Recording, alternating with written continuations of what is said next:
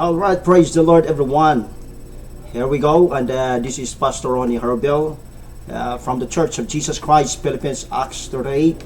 And sa ngayon ito yan, binabati ko kayong lahat sa pangalan po ng ating Panginoon na patuloy po tayo inaabot sa pamagitan po ng kanyang salita. So it's great privilege, malaking pribilehyo po ito na makapangaral po tayo ng salita ng Panginoon. Dahil po ang lahat ng bagay, ang lahat po ng na pangailangan natin ay alam po natin na may mga personal, pero mas maigi po talaga na kasama natin po lagi ang ating Panginoon. Kayo yung salita ng Panginoon ngayon ay pupukaw po sa atin upang ating po maintindihan kung ano po talagang kahulugan o kaya na ano ba talaga ang pagka-importante ng ating buhay na sa paglilingkod sa Panginoon. So alam ko mayroon po tayong mga bawat titingan at inaayos sa ating buhay, ngunit wala po tayong magagawa kung wala po ang ating Panginoon. Dahil po ang ating paksa na ating pag-uusapan dito ngayon sa araw na ito na naway hilingin ko muna ang inyong mga o kayo makinig muna kayo sa salita ng Panginoon na naway bigyan niyo po ng pagkataon na kayo makinig sa salita ng Diyos. Dahil po ang bawat kahulugan ng ating buhay ay nasa Panginoon po. So it's a part of our life na si Jesus po ay patuloy po na sana'y bigyan po natin siya pagkataon na mamuhay po sa atin. O kaya ang kanyang salita po ay magkaroon po ng puwang sa ating puso upang magising po tayo. Kaya pag-usapan po natin ngayon ay patungkol po sa sabing paksang spiritual blindness.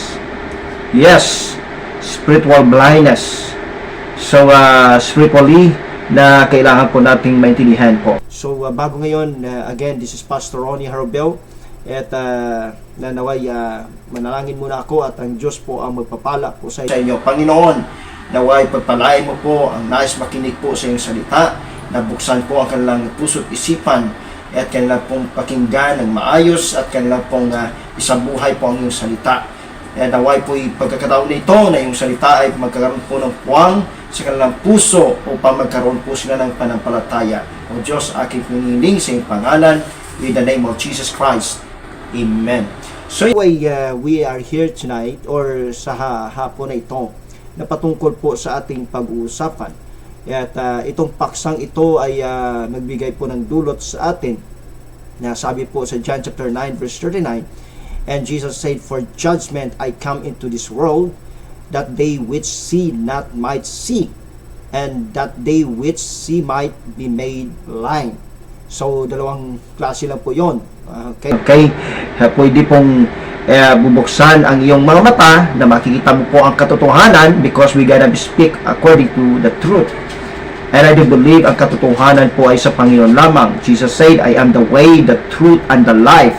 Okay, so tingnan po natin yung Tagalog po at para po tayo ay makaintindi rin po sa mga sinasabi ng salita ng Panginoon at ito'y po magbigay po sa atin ng kahulugan. At sabi nga, ang sinabi ni Jesus sa paghatol ay naparito ako sa sanglibutang ito upang ang mga hindi nakakakita ay kakita at upang ang mga nakakita ay maging mga bulag. So ito po yung nagiging malungkot lang po ang itong nangyari sa buhay ng tao na alam na nila po ang katotohanan pero hindi pa po nila sinusunod. Dahil po minsan ang salita ng Panginoon na nandun na po yung specific way na maintindihan po ang kaligtasan ay net-twist po. Lalo na po yung sa Acts 2:38, hindi mo na po kailangan po expound yon, kundi just obey. Okay? So, it's part of our life po na kailangan po natin na maging nakasama po lagi natin ang ating Panginoon sa ating buhay sa pamagitan po ng kanyang salita. At lagi pong bukas ang ating puso kasi ako'y naniniwala po na ang pananampalataya ay nagmumula po sa pakikinig ng salita ng Panginoon. It will produce, which is na magkakaroon po tayo ng faith.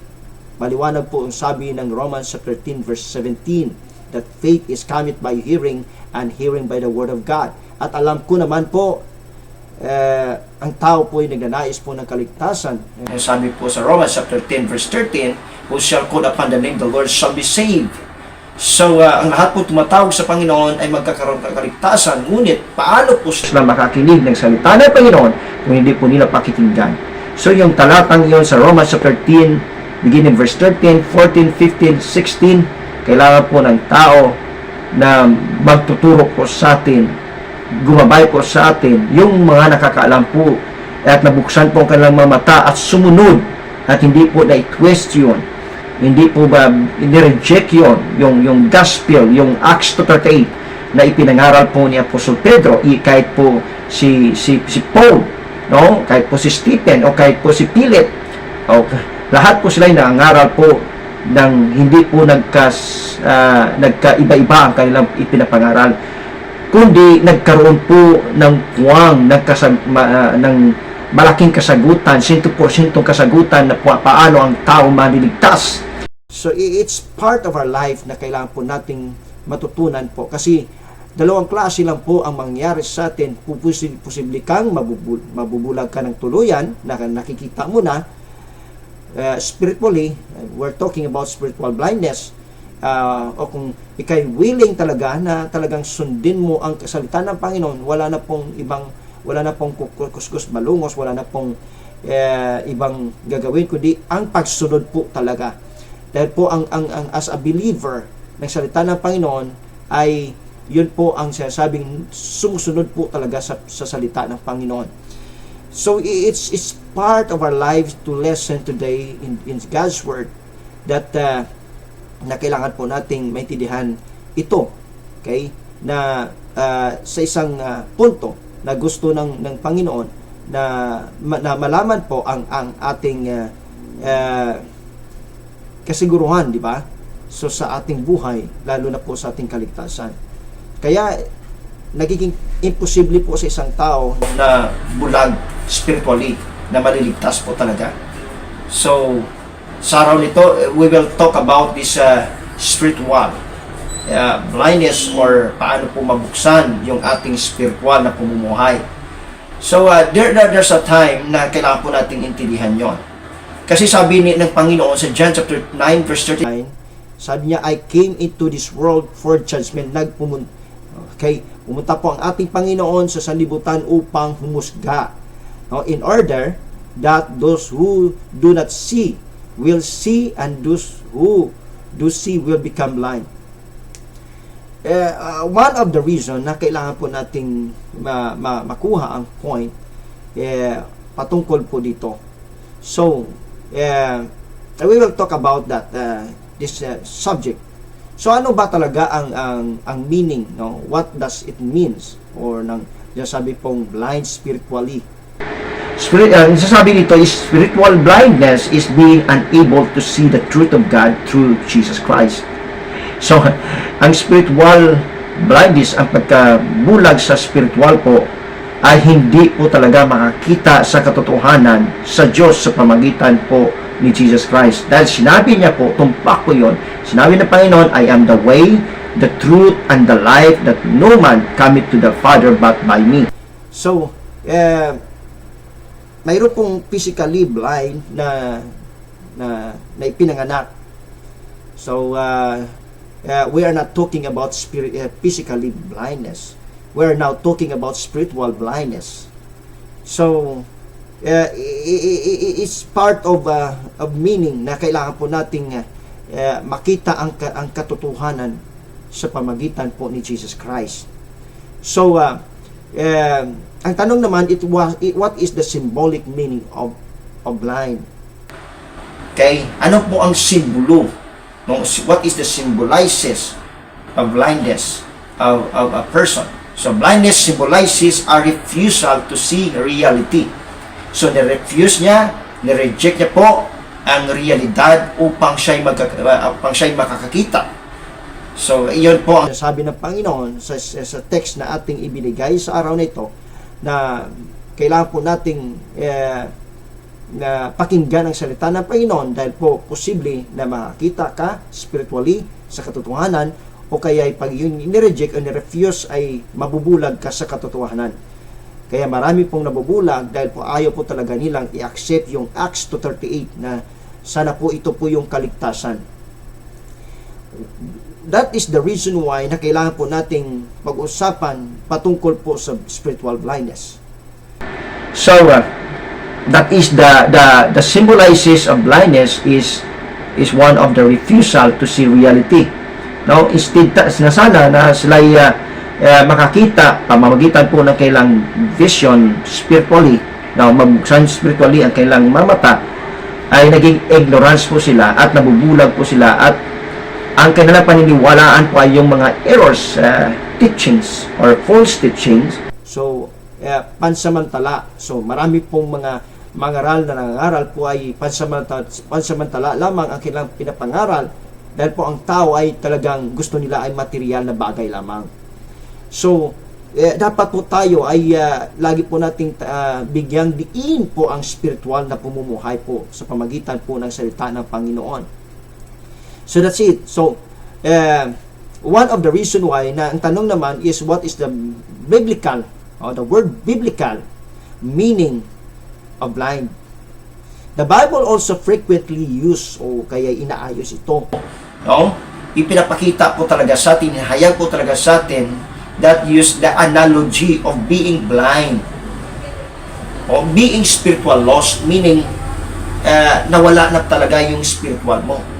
So, yan po ang nangyayari na ang mga tao, pag hindi po nila tinanggap ang salita ng Panginoon, ang gospel ay talagang mabubulag po sila. At paniniwalaan po nila yung errors or false doctrine or false teaching. At yan na pong i-apply. Yun po ang kailang hinahayag. At gusto nilang i-prove. At tuloy naman mo, sa katotohanan, wala naman po talaga tayong ipoprove na katotohanan dahil ang katotohanan ay nandiyan na po kay Jesus Christ. So, ang katotohanan po ay nasa Kanya, siya po ang daan, ang katotohanan at ang buhay. So, bakit? Kaya sabi ng Acts 4 verse 12, wala na pong ibang pangalan sa ilalim sa silong ng langit na binigay po sa atin upang tayo maligtas, kundi ang pangalan po ni Jesus Christ. Katotohanan po yun.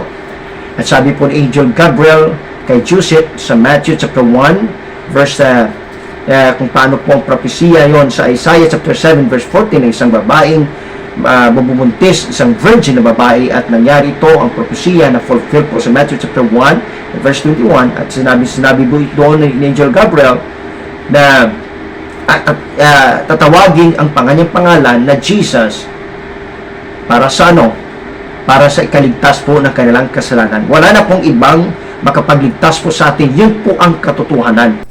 The body will replacing sa paano po ang tao maliligtas. Sa panahon ng Israel, they go to the tabernacle or the temple para mag-alay po ng handog. Pero itong napakagandang handog, ang buhay ni Jesus as the Lamb of God na para po tayo magkaroon ng kaligtasan. Once, para po sa lahat, at isang bisis na po ito nangyari ay hindi na po ito maulit. Kundi ang gagawin lamang natin, just believe in the gospel in Jesus Christ, tayo po'y magkakaroon po ng kalinawagan po sa ating kaligtasan.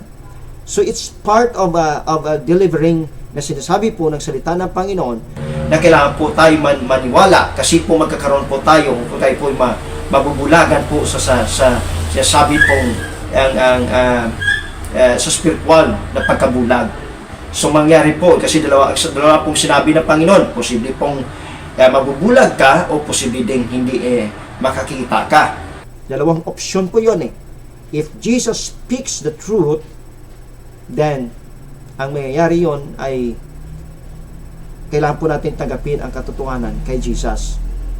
Sabi ni Jesus, search the truth and the truth shall set you free. Okay? Search the truth. So, wala na pong ibang hanapin kundi yan nandyan lamang kay Jesus Christ. Okay? Praise the Lord. So, that's the important subject na ating pag-uusapan. At ang tanong naman dito, paano po talaga ang remedy Ano ba ang remedy na posibleng makakita ang tao? Ang sabi po sa 2 Corinthians chapter 4 verse 6, wala na pong ibang remedy, yung gospel po ni Jesus Christ. Ngunit marami po nakakarinig dito sa gospel at marami pong naniwala sa gospel pero hindi po nila lubos na intindihan po ano pong kahulugan ng gospel.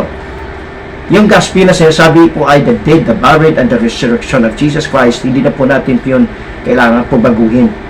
So meaning, kung si Jesus namatay, kailangan po tayo magsisi para mamatay po ang ating kasalanan. Kung si Jesus po ay nilibing, kailangan po tayo ilibing. Sabi sa Romans chapter 6 verse 3, kasama po dapat tayo ilibing. No? Sa pamagitan, literal pa na libing, hindi, kundi pamagitan po sa bautiso sa tubig sa pangalan ni Jesus Christ. Yun po ang sabi. At yun din po ang sabi sa 1 Peter chapter 3 verse 20 and 21. So meaning, that is part of a water baptism. Yun po ang application ng paglibing ni Jesus.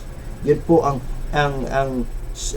symbolizes na para tayo mapatawad ng Panginoon. Kahit ilang bisis pa tayo humingi ng kapatawaran, ay useless pa rin yun.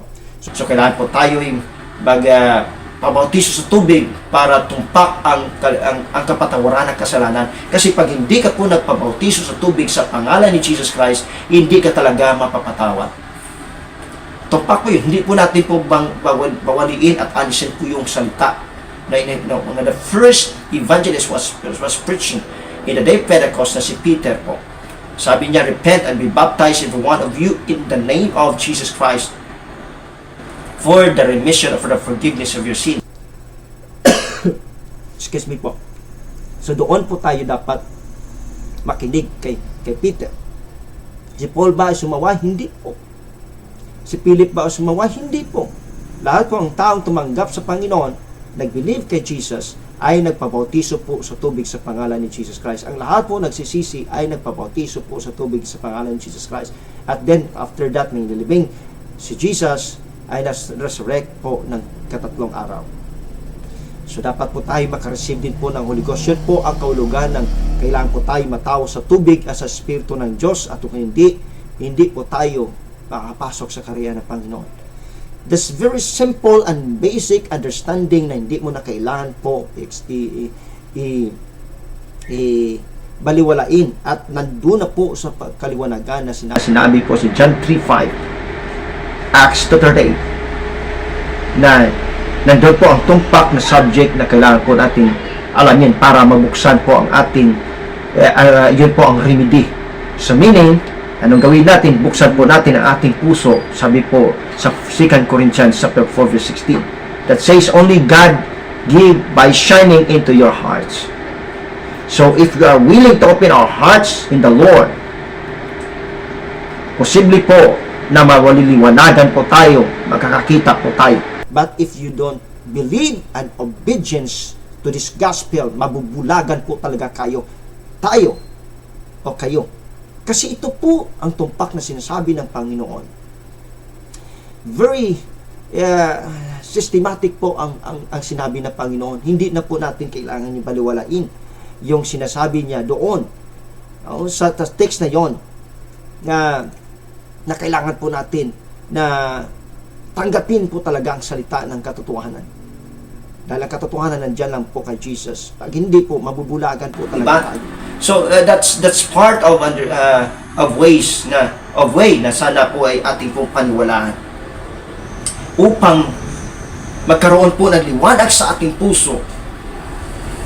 Kasi yun pong sinasabi ng 2 Corinthians chapter 4 verse 6 na ang Diyos po ang bibigay po sa atin ng kaliwanagan sa ating puso. Pag sarado po ating puso, kahit makikita po ng iyong mata, physically po nakikita ng iyong mata, nababasa mo po. Pero pag saradong yung puso, you are spiritual blindness. Hallelujah. So, how can we break spiritual blindness? Paano po natin mag-break yun? It's very simple. Jesus says in John chapter 9 verse 5, I am the light of the world. Siyempre kung sa kadiliman ka, hindi ka po makakita. Nandiyan ka sa kasalanan, hindi mo po alam kung paano ka lalabas dyan. Ngunit if you're looking unto Jesus, the author and the finishers of our faith, I believe I believe makakakita ka ng liwanag at ang tao ay magkakaroon po, doon po mag-start ng the word repentance at mag-break yung spiritual blindness. Yes, napakagaling po ng ating Panginoon. Ang liwanag po ng kanyang salita. That because lights, no, that illuminates the fullness of God identity. Iwawasakin yung ating confusion, ang sarado ng ating pag-iisip. Kung bukas ang ating puso ay magkakaroon po ng liwanag. Kasi yung confusion o doubts lamang po ang sumasarado. Hindi po tayo makakita. But if you are open your heart in the Lord, posible po mawasak yon. It will break spiritual blindness at magkaroon ka po ng kaliwanagan na kailangan mo si Jesus Christ sa iyong buhay. Praise the Lord. And yun ang ginagawa ng Panginoon sa ating buhay na kailangan po natin maintindihan yon. The reason why, in order na kailangan po natin mawasak ang spiritual blindness, yes, believe the truth. Just believe in the gospel. Ang Bible po ay napakaliwanag po doon sa Book of Acts na ang lahat po ng tao, ang lahat po ng believer na nag-believe kay Jesus Christ ay katotohanan po talaga na nakita nila doon at posible talaga nagkaroon po ng kaliwanagan. The reason why, mula of Acts chapter 2, Acts chapter 4, Acts chapter 8, Acts chapter 10, Acts chapter 19, lahat po sila ay binautisuhan sa pangalan ni Jesus Christ. Dahil yun po ang susi ng kaligtasan. Come on. Sabi talaga, no? Ito yung tumpak din sinabi ni Jesus Christ kay Peter sa Matthew chapter 16 verse 18. Sino man ang gagapusin mo sa lupa ay gagapusin sa langit.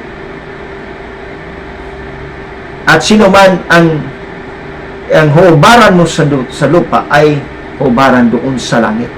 Which is the authority of the salvation speaks from the day of Pentecost, which is Peter preached to us, and Paul preached to us, and Philip also preached to the Samaritans, and even Paul preached to the John the Baptist disciples. Lahat po sila ay nabautisuhan po sa pangalan ni Jesus Christ, at hindi po ito pass through, hindi po ito nakalipas, at hindi po si Paul na dahil po siya ay apostles of the Gentiles, hindi dahil po noon, kundi bit po yung gospel at lahat po ng tao ay binautisuhan niya po sa pangalan ni Jesus Christ. Yun po ang history. Even Paul, Galatians chapter 3 verse 27, who put on Christ should be baptized into Christ. Praise the Lord. So dapat po lahat po tayo magbautisuhan sa pangalan ni Jesus Christ. Yun po ang kailangan po natin. The best solution of blindness. If you desire to serving God, first, you have to believe or have faith in the gospel. And second, you have to repent in your sins. And then you have to be baptized in the name of Jesus Christ for the forgiveness of your sins. And fourth is you have to receive the gift of the Holy Ghost, of the evidence of the speaking tongues. And that is the very importance. At hindi lang po doon, continually dapat po patuloy ang ating paglilingkod sa Panginoon. We have to fellowship one with another. Praise the Lord. And Hebrews chapter 10 verse 25, hindi lang po tayo nandun lamang sa once you are saved, also already saved. Kailangan po natin ipagpatuloy ang ating paglilingkod sa Panginoon. Dahil po ang dugo ni Jesus ay hindi lang po doon naputol sa cross of Calvary. Hindi lang po naputol sa bautiso, kundi sa fellowship ay patuloy po na dumidilig ang dugo ni Jesus sa pamagitan po ng ating fellowship. If we have fellowship one with another, and the blood of Jesus Christ cleanses us in our sins, in 1 John chapter 1 verse 7. Praise the Lord. Yun po ang tumpak na sinasabi ng Panginoon. And we need to walk in the holiness of God. We need to change it. Kung sino ang yara kay Kristo ay binago na po. Ang luma ay lumipas, ngayon tayo ay bago na. So this is, doon tayo sa kadiliman, ngayon nandito na tayo sa kaliwanagan. At alam natin ang liwanag walang iba kundi si Jesus Christ na ating Panginoon, kapatid. So maraming salamat sa inyong pakinig. Naway nagkaroon po ng puwang sa inyong puso, nagkaroon po ng kasagutan sa inyong puso, at ang pagdadalawang isip o confusion, naway makabukas po sa ating lahat. Mahal po tayo ng ating Panginoon, kaya nga ibinigay niya kanyang buhay, nagkatawang tao ang ating Panginoon para po sa ating kaligtasan, para po tayo magkaroon po ng buhay na walang hanggan. Just obey the gospel. Just obey the Acts 2:38. But always to believe in fellowship, you need the church. Walang perfect na church, kundi mahalin natin ang church. Dahil ang church po, kailangan natin ito ng fellowship para magkaroon po ng patuloy. Ang dugo ni Jesus ay dumaloy po sa atin. At ang kapangyarihan at ang grace ng Panginoon ay sumaating lahat. Naway, magkakaroon kayo ng panampalataya sa pamagitan ng gospel na ito. Pagpalain po tayo sa pangalan ng Panginoon dahil dito po tayo nagkakaroon po ng kasagutan. Naway, ang Diyos po ang mag-bless po sa ating lahat. May the Lord bless you all in the name of Jesus Christ. Praise the Lord. Amen po. So this is Pastor Ronnie Harobel. Nagpagpalain po kayo. Manalangin po ako na naway tanggapin niyo po at sundin niyo po ang kaligtasan. Panginoon, salamat po sa iyong Ebanghelyo. Salamat po sa iyong salita. Salamat po sa social media nito na patuloy po na pinapangaral ang iyong salita, Panginoon. Hindi ka po natutulog, Panginoon, sa mga taong naghahanap po ng kaliwanagan at ilaw na patungo sa kaligtasan. O Diyos namin, sa iyong pangalan, naway pagpalain po ang mga tao, ano man ang kanilang karamdaman, ninanais, na lutas ng kanilang problema. O Diyos, dinggin mo po ang kanilang mga dalangin. Ano man ang ilang needs, materiality, sa material na bagay, Lord, iputante po. Because you are a great provider in the name of Jesus Christ. Amen. God bless you po. See you po sa sunod po ng ating ministry sa The Church of Jesus Christ, Philippines Sanctuary. This is Pastor Ronnie Harobel na napapasalamat po sa inyo. God bless everyone. Amen and amen.